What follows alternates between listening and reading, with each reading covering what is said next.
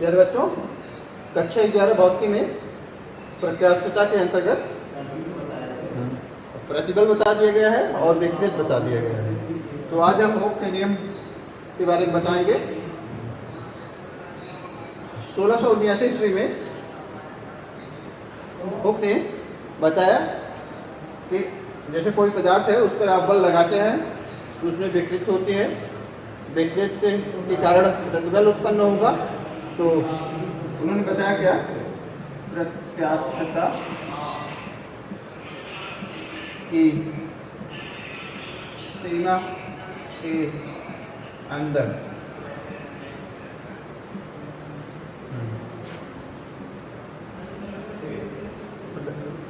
यानी प्रत्यास्थता की सीमा के अंदर मतलब पदार्थ का जो है उसकी प्रत्यास्थता की एक लिमिट है, उसके आगे उसमें पदार्थ में प्रत्यास्थता का गुण समाप्त हो जाता है। प्रत्यास्थता की सीमा के अंदर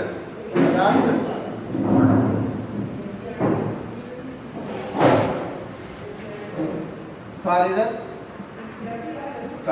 प्रतिबल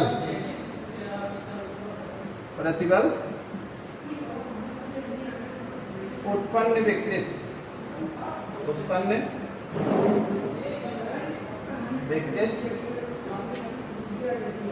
के अनुक्रमानुपाती होता है।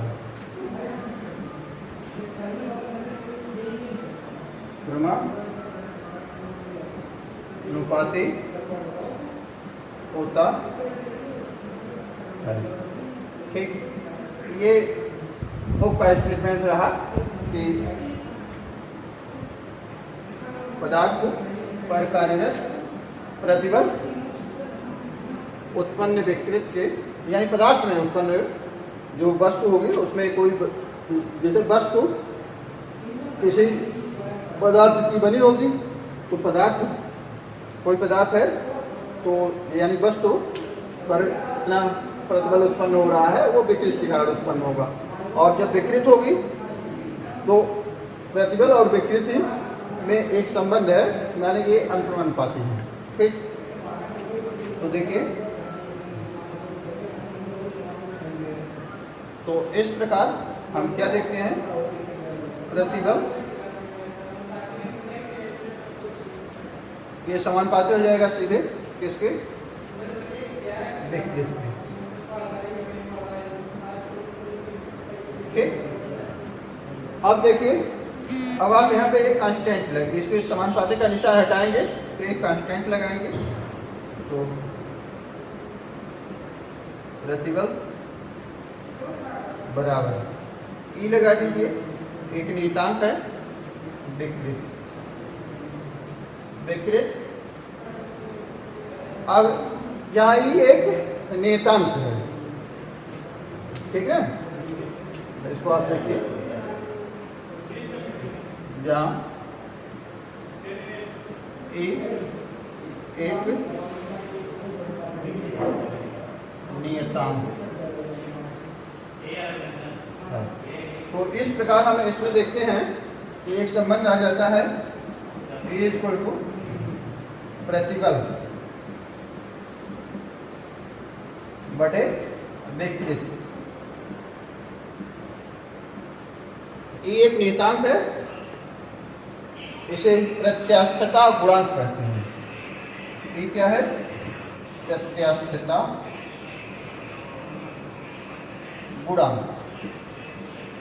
ठीक,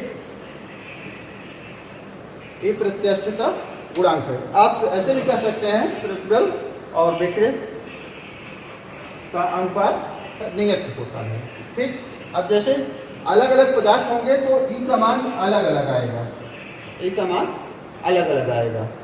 तो प्रत्यास्थता गुणांक जिस पदार्थ का अधिक होता है तो यानी वो वस्तु अधिक प्रत्यास्थ है, वो वस्तु अधिक प्रत्यास्थ है।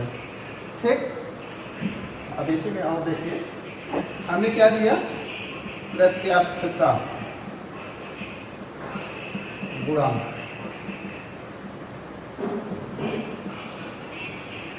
मॉडुलस ऑफ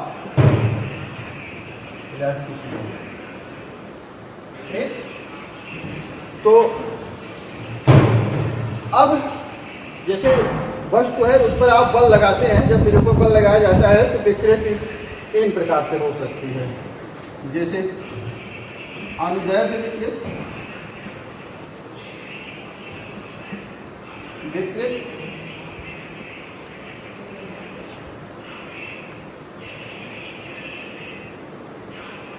आयतन विकृत, विकृत और तीसरी अपरूपण विकृत, विकृत। अब देखिए ये 3 प्रकार की विकृत हो गई। तो जो हमारा प्रत्यास्थता गुणांक का सूत्र बनता है तो E = क्या बनता है? प्रतिबल, प्रतिबल बटे विकृत, ठीक है। अब देखिए, अब जैसे इस कोई वस्तु है, इस तरह से अगर इसको हम इस पर बल लगाया जाता है तो ये लंबाई में वृद्धि करेगी तो अनुदैर्ध्य विकृत होगा, ठीक। और कोई वस्तु इस तरह से है, इसको आप किसी द्रव में डुबो दीजिए। अगर इस पे जैसे गुब्बारा है, गुब्बारे में हवा भरेंगे तो अंदर से बल लगता है, उससे आयतन बढ़ता है। अगर उस गुब्बारे में हवा भरी है तो उसको किसी द्रव में डुबो देते हैं तो चारों तरफ से बल लगेंगे तो आयतन विकृत पाई जाएगी। और अपरूपण विकृत भी बताई गई थी, इस तरह से इस पर बल लगाते हैं तो जैसे होता है। तो इस प्रकार से जब प्रतिबल और विकृत अलग अलग पाए जा रहे हैं तो प्रत्यास्थता गुणांक का नाम भी अलग अलग हो जाएगा, ठीक। तो इन विकृत के आधार पर प्रत्यास्थता गुणांक का नाम अलग अलग हो जाता है। तो देखिए पहला क्या नाम है, जब अनुदैर्ध्य विकृत पाई जाती है। पहला यंग प्रत्यास्थता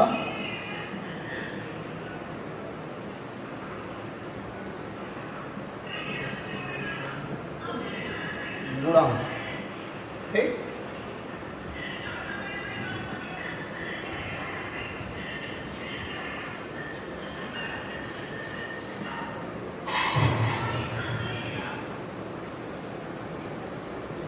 और दूसरा है आयतन प्रत्यास्थता गुणांक, क्या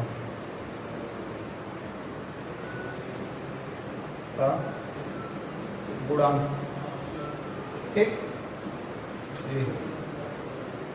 बल्क मान, ठीक। और तीसरा है दृढ़ता गुणांक, दृढ़ता गुणांक,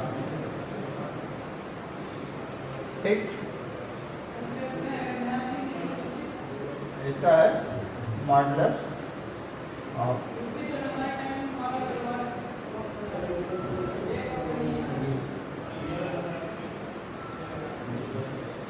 ठीक। अब ये अगर अनुदैर्ध्य विकृत होती है तो एंग प्रत्यास्थता गुणांक ई का नाम हो जाएगा, यानी जो नियतांक है प्रत्यास्थता गुणांक ये बन जाएगा। और अगर आयतन विकृत होती है तो यही प्रत्यास्थता गुणांक का नाम ये हो जाएगा। और अगर अपरूपण विकृत होती है तो प्रत्यास्थता गुणांक का नाम ये हो जाएगा। ये यंग प्रत्यास्थता गुणांक के लिए हम सिंबल देते हैं वाई, और आयतन प्रत्यास्थता गुणांक के लिए सिंबल डी दिया जाता है, और दृढ़ता गुणांक के लिए ई का दिया जाता है। इन सिंबल के अनुसार आप डिफाइन करता है, ठीक। इसके आगे बढ़ते तार के अंतर्गत खींचे तार का व्यवहार है,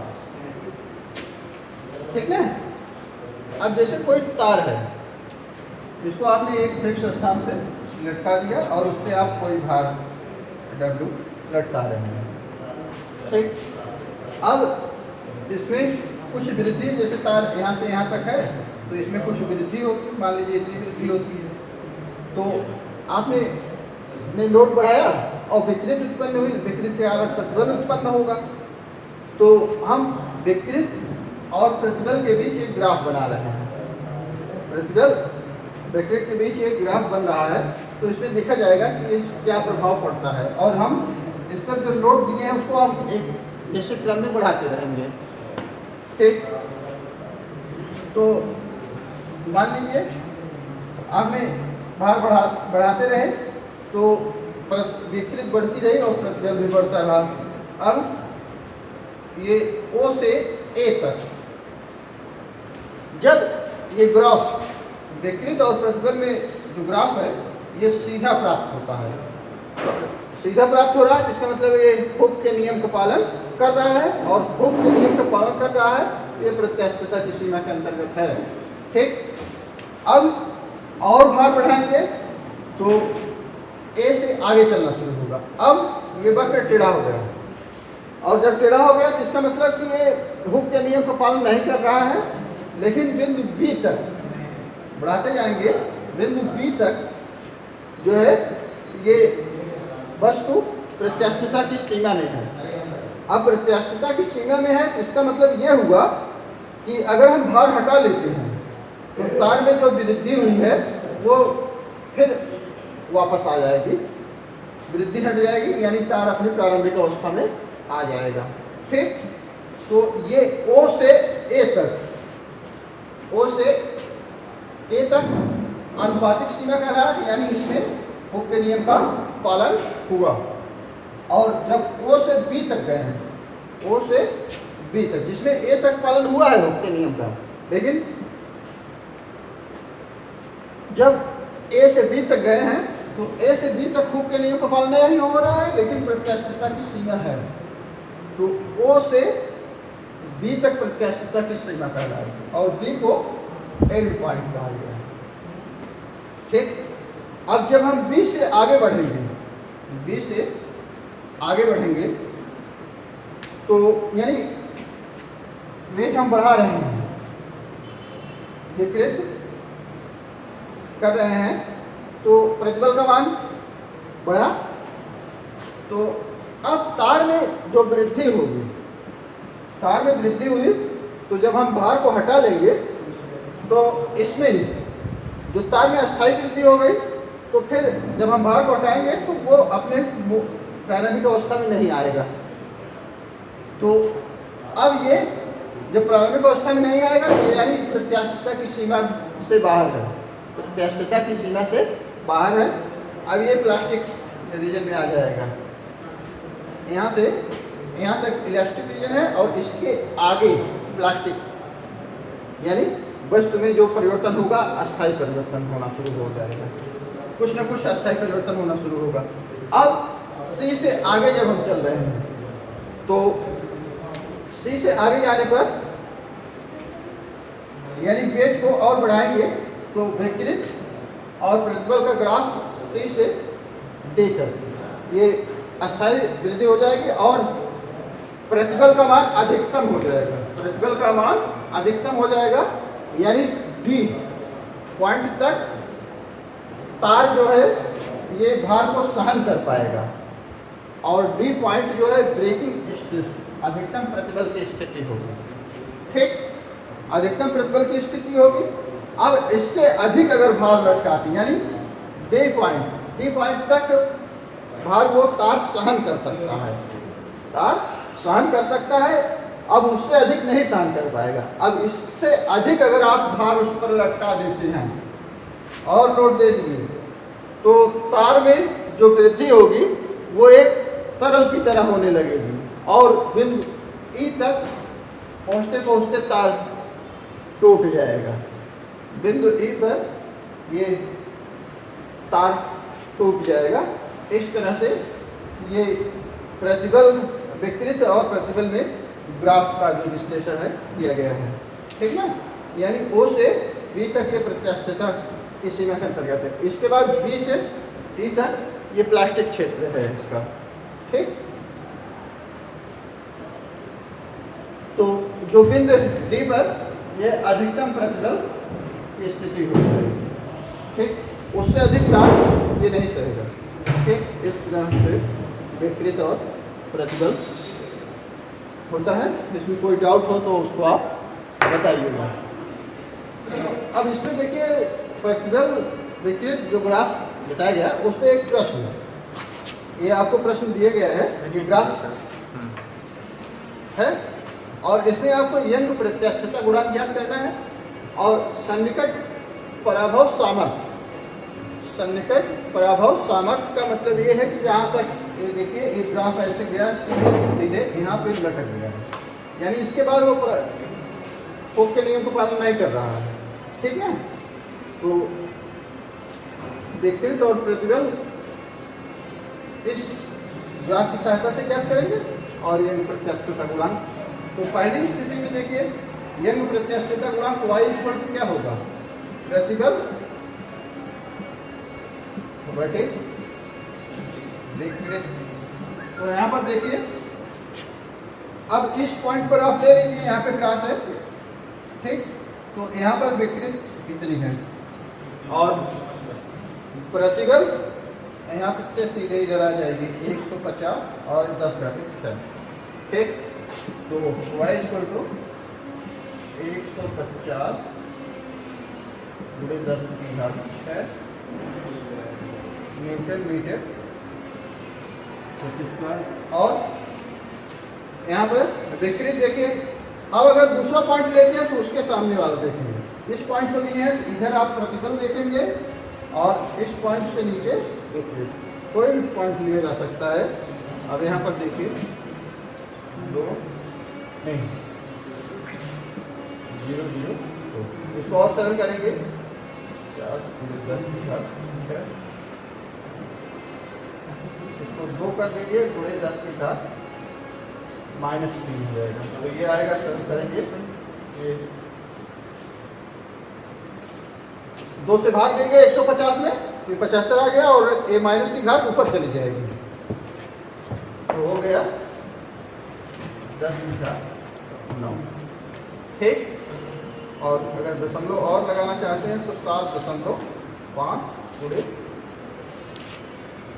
10 की घात 10 न्यूटन मीटर, न्यूटन प्रति मीटर स्क्वायर या माइनस देखेंगे। तो यंग प्रत्यास्थता गुणांक ग्राफ देखकर आप निकालना है, ठीक। और दूसरा पूछा है सन्निकट पराभव सामर्थ्य। इस प्रश्न में ये यानी अधिकतम प्रतिबल का मान ज्ञात करना है कि जिसके अंतर्गत मान्य पदार्थ अपनी प्रारंभिक अवस्था में लौट आएगा, यानी प्रत्यास्थता की सीमा के अंतर्गत। तो इसमें देखिए ये ग्राफ यहाँ से यहाँ तक गया है, अगर यहाँ से मुड़ जाता तो यहाँ का हम देखते हैं, अगर यहीं से मुड़ गया होता तो अधिकतम प्रतिबल का मान इतना आता, उत्तर ये दूसरे में। लेकिन ये ग्राफ कहाँ से मुड़ा है, यहाँ से मुड़ा है, तो इस कारण यहाँ पर देख लीजिए तो दूसरे का उत्तर हो जाएगा, दूसरे का उत्तर ये हो जाएगा कि 300 गुणे 10 की घात 6 न्यूटन प्रति मीटर स्क्वायर, ठीक है। हाँ, इसके आगे प्रतिबल और विकृत ग्राफ पर दूसरा क्वेश्चन देखिए। दूसरे क्वेश्चन में कह रहा है कि ए का प्रतिबल विकृत ग्राफ और बी का प्रतिबल विकृत ग्राफ दिया गया है, ठीक है। अब एक ग्राफ की सहायता से आपको बताना है कि इस पदार्थ का यंग प्रत्यास्थता गुणांक अधिक है, इस पदार्थ का यंग प्रत्यास्थता गुणांक अधिक है, ठीक। अब देखिए, अब दोनों को पैमाना एक मानना है। अब जैसे यहाँ पर देखेंगे, अगर ये आपका प्रतिबल होगा और ये आपकी विकृत होगी, और यहाँ पर देखिए, अगर यहाँ पर देखते हैं तो ये आपका प्रतिबल, ये विकृत, ठीक। अब अगर तो प्रत्यास्थता गुणांक y इक्वल टू क्या होगा, प्रतिबल बटे विकृत, ठीक। अब देखिए ए के केस में देखिए और बी के केस में देखिए, सिर्फ ग्राफ देखकर बताना है आपको, तो कोई कैलकुलेशन नहीं करना है। अब इसमें देखिए इसका झुकाव, इसका ढलान अधिक है, ठीक है, और इसका कम है। अब इसकी ये रेखा देखिए और ये रेखा, और इस प्रतिबल और विकृत का अनुपात है, तो ये टोटल जब आएगा तो y का मान A के केस में अधिक आएगा, A के केस में अधिक आएगा और B के केस में A की अपेक्षा कम आएगा।